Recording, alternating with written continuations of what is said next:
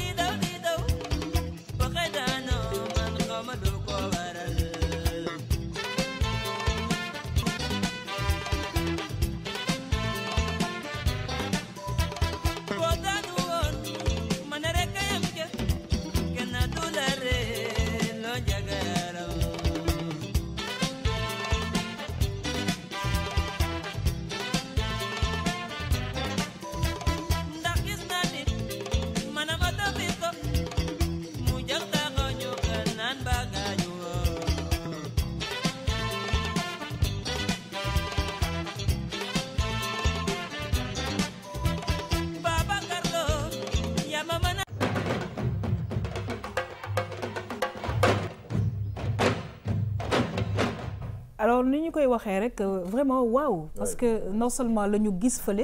mais justement je vois ci tableau bi son attachement ci ñi nga xamante ne moom mooy tout tànk yi mooy tableau bi ñu nekk fii waaye may ñuy kontaan ci vraiment li ngi ñu indil parce que nag bi li nga xamante ne mooy élément bi di jàll am nañ ci ay ñàngat gis nañ ne am na collage gis nañ ne am na ay calcul waaye yooyu loolu yëpp dinañ ci ñëw ak sa invité mbokk yi may fàttali l'artiste Alioune Diagne nekk fii ci plateau RTS Tam Tam. waaw yaa xam ni nga ko waxee noonu la ma bëggoon rek avant ñuy dugg ci technique bi nga xam ne moom lay utiliser pour def peinture am peut-être compléter un peu présentation wam pour ñi nga xamante ne miinuñu ko bu baax xëy na dugal xam nañ la wante fii des nañ la peut-être miin wala xam bu baax ci côté formation bi ndax artiste autodidacte nga da nga génn école des arts waaw sa jaar-jaar tout ci donc jaar-jaar bi c'est simple donc man Kaffrine laa jógee donc Sine Saloum man artiste Sine Saloum laay wax sama bopp chaque jour donc dama pare sama cycle nu tuddati sax secondaire après BFM sama yaay ma ne ko damay dem Beaux-Arts mu ne ma non doo dem donc bëgg nga am bac ma ne damay forcé waat ba demaat ba bac échoué bac ma ne ko sama xel nekkatul si jàng bi dama bëgg a dem def Beaux-Arts après nag si laa ko convaincre mu ne ma donc mun nga dem donc après si laa dem def concours d'entrée Beaux-Arts bi nekk si VDN bi si laa admis concours d'entrée bi après ma def sama formation léegi bi ma defee sama formation 2 ans laa yem parce que 4 ans la waroon yem après dafa nekkoon année boo xam ne dafa bëri woon grève bi bëri na kii bi dem na mënu moon am benn possibilité dem parce que xamoon naa li ma bëgg su ma génnee damay doon artiste te damay imposer sama bopp si monde bi parce que man loolu laa mës a gëm bi ma nekkee booy ba léegi nag comme dama nekkoon nag avant may dem Beaux-Arts dama doon def ay KSF CM2 damay nekk di defal KSF ñooy fay 300 200. teel nga nekk entrepreneur de voilà dama teel a dugg si loolu. ba suñu benn maître dama koy fàtte du ma ko fàtte di ko ñaanal dafa génn àdduna monsieur Malou. dafa ma gis may dessiner. mu ne ma léegi histoire géographie carte Sénégal yi yaa koy dessiner si tableau bi. mooy observation ay. corps humain xaw ma nu ñu. donc voilà un professeur qui a un peu compris orientation daf ma gis xam ne lii ku si jàpp tam mu dem. très bien après mu jàppale ma si di saa yi bu récréation jotee au lieu ma dem récréation maa ngi si classe bi di def samay dessin tableau. après nag xale yi di ñëw sama collègue yi ñëw camarades yi oui c'est magnifique ce que tu fais tu dessines bien. après nag moom moo may courage nag saa yi ma ñëwee Dakar comme Kaffrine laa nekkoon sama yaay boole ma ak nit may jàng dessin waat. après Beaux-Arts c'était facile bi may dugg. fekk na maîtriser naa dessin. après il fallait nag nga jàng sa métier xam nan nga koy utiliser nag. parce que loolu mooy Beaux-Arts da lay former pour nga doon professionnel. léegi nag si laa dugg def samay 2 ans après 2 ans yi si laa dem Europe si laa dem 2010. si laa dem Vienne dëkk bu nekk Lyon. donc fa laa dem basé wu ba ma fa basé woo nag ne ñëwuma fi pour Modou parce que lenn laa am muy sama art bi. si laay tedd si laay def si laay ñëw nag commencé di peinture ba mairie bi gis ma maire dëkk ba gis ma. ñu nekk di def ci ay exposition yu bëri foofu. et depuis maintenant maa ngi participer biennale de Sénégal def naa biennale yu mujj yi. exposé naa Italie exposé naa presque un peu partout waay. mais Sénégal moo des mais ñu ngi si. alors dañuy kontaan may xam nga lu tax parce que détermination dafa baax si nit. c'est-à-dire lu waay ne rek na ci dëggu moom ci boppam gëm ko. parce que boo ko gëmul ña ngi koy wan duñ ko gëm. et je pense que il a cru en lui. et je pense que voilà affaire bi marché na. may on va venir nag ci nga xamante ne bi mooy liggéeyam waaw liggéeyam en tant que tel yaa xam comme ni nga ko seetloo ma seetlu ko ci biir liggéeyam ci reportage bi nga xamante ne def nañ ko gis nañ ne day jël lu tuuti di ko boole collage ba mu joxe lu ngande gis nañ tamit ne boo xoolee say œuvre par exemple toile bi nekk fii à première vue de loin tu as l'impression de voir des figures géométriques ay carrés ay rectangles ay maanaam daal ay lettres sax ay lettres wala ay mbind technique bi lan la waaw donc bu naa si répondre parce que loo xam ne dama ko xalaat la dama si xalaat tëdd naa si ay guddi parce que dama doon def comme ni nit ñi di def tableau laay def dessiner nit defar lépp mais pour nga débarquer wu dans le marché de l'art il faut nga am sa style boo xam ne da nga koy imposer si laa nekk nag di xalaat ak sama benn xarit moom la àndal Manel moom laay wax sama professeur donc Beaux-Arts lañ rencontré woon mu ñëw seet ci ma France dans mon atelier ñuy waxtaan di waxtaan ne pourquoi duñ créer benn déclic boo xam ne war na mën a créer dara Afrique parce que soo demee si Europe bi dañuy wax ne art africain ay masque la soo xoolee Google dañ naan l'art africain parce que ñoom dañoo liggéey seen art ay Picasso détaillé mais comme Afrique intéressé wu leen dañoo rey donc il faut que ñun tamit ñu jéem a xalaat si lañ xalaatee nag di xalaat ba ne man pourquoi je construis pas des images à partir des formes géométriques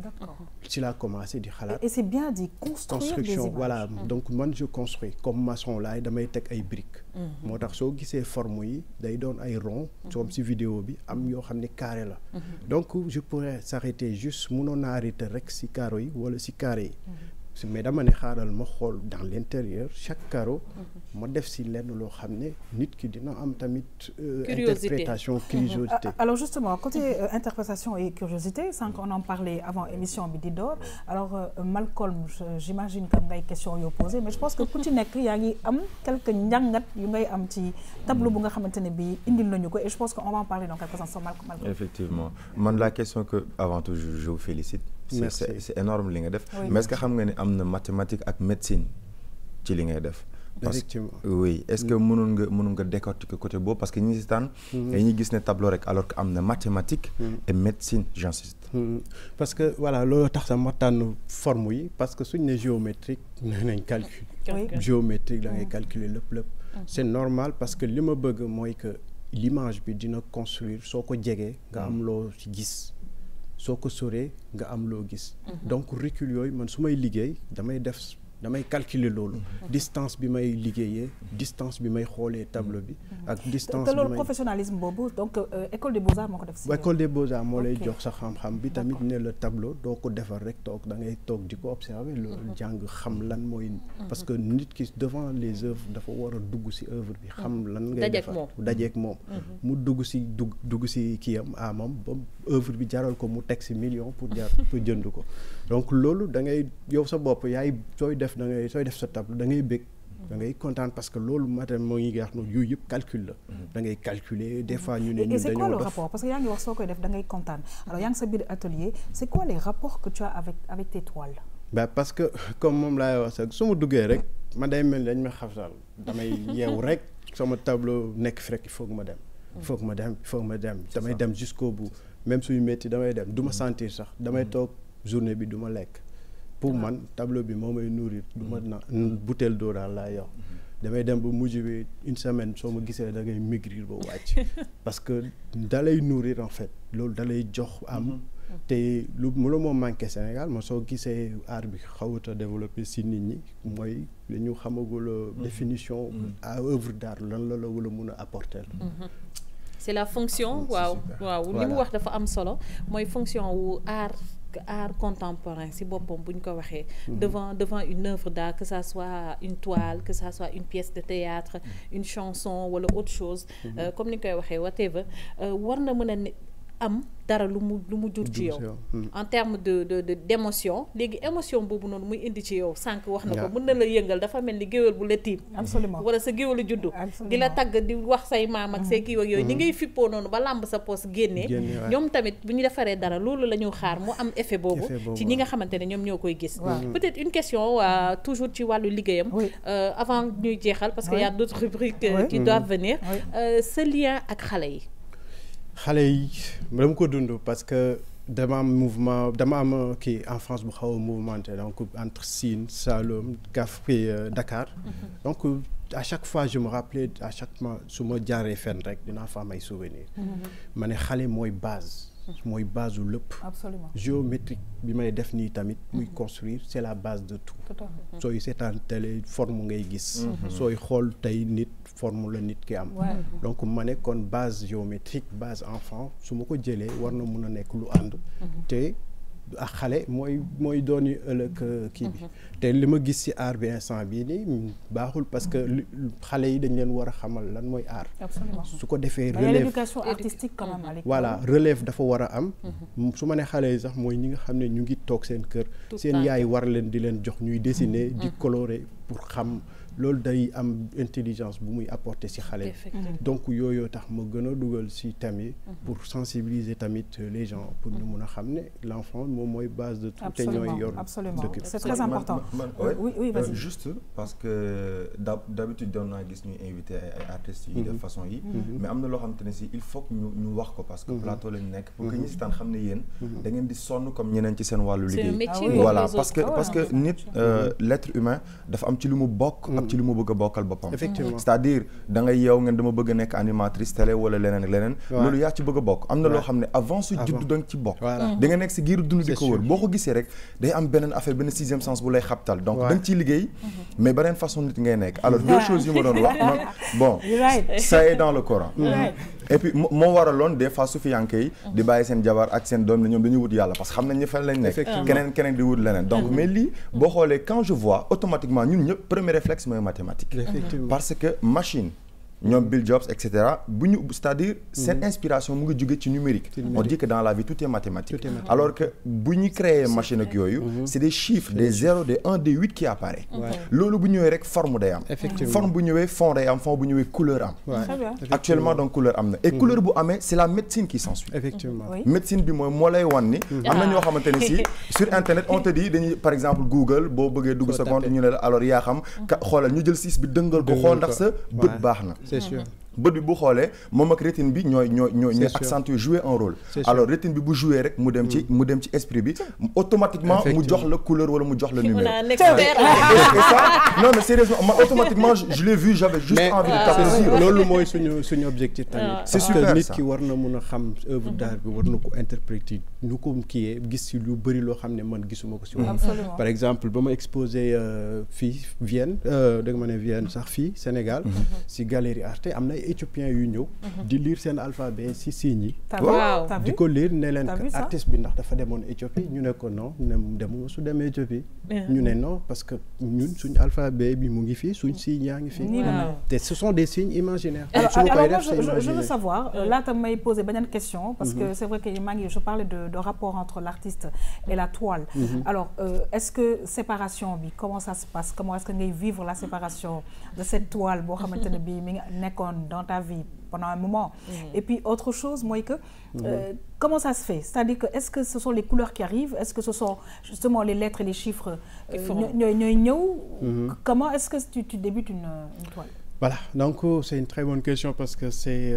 ma démarche donc man damay dessiner déjà avec le crayon damay dessiner déjà mooy esquisse bi ma koy dessiner su ma ko dessiner ba pare nag laay commencer nag di étudier nag ban la lu ma am envie def